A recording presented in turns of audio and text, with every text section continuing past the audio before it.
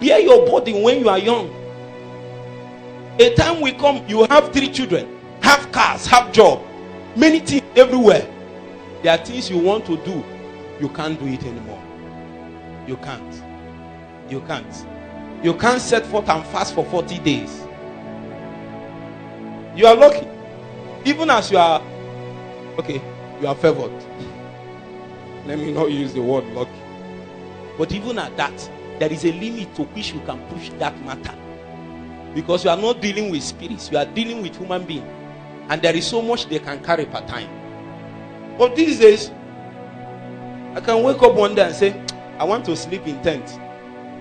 And I will come here and spend 4 days. You can wake up in the morning and decide not to talk to anybody and pray for 24 hours. If you marry, I'm not sure it's too possible. If you do it the first time, they will say it's a mistake. Do it the second time, he's communing with God. Make it a culture, then you are off. One night they will wake you by 2 and say, there is something we need to discuss.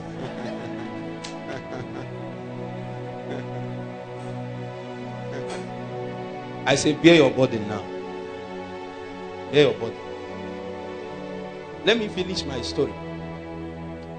When I entered that place, the training that was there was so strong that in my very own eyes, men were giving up. Men were giving up. And there seems to be no extra encouragement for the people to give up. When you give up, they will keep you aside and measure on the ones that is still in the process. The training is something else. When that session went, it seemed as if I was now taken into. How many of you have seen an indoor sports hall before? That was what I was now taking inside an indoor sports hall.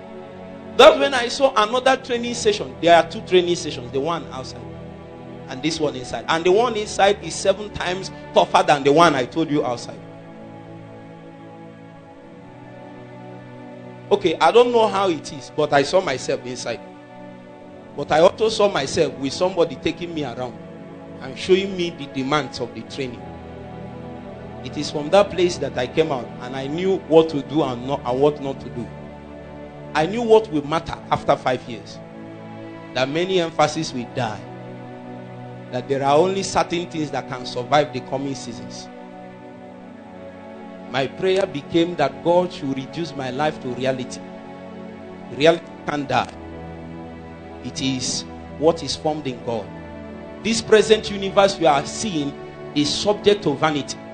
So for a man to operate beyond the cage, the limitation of this realm and time, he has to reach out to eternity and begin to live his life informed by reality.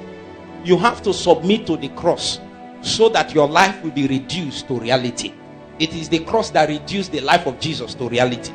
By the time he passed through the cross, the scripture now said in the book of 2 Corinthians chapter 3 verse 17, said, or 16, the Lord is that spirit. In resurrection, the Lord became that spirit.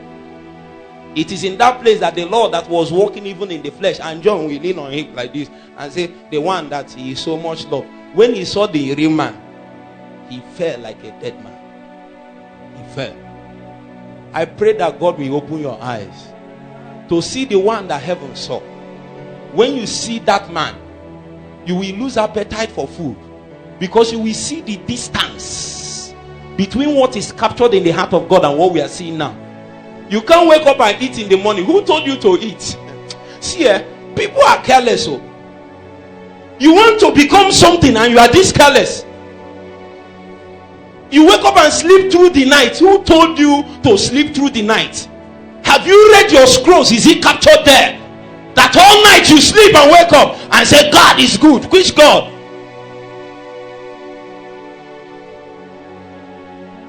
They will go and lock you up in. They will lock you up in one bank like that from 7 a.m. to 7 p.m. Before you realize what is happening, you are 60 years old, 50 years old. They have zapped away your youth. After 60 years old, if I call for a meeting now, a 60-year-old person will come and say, God, I'm available, use me. No. The best you can offer at that stage is intercession. Hidden ministry.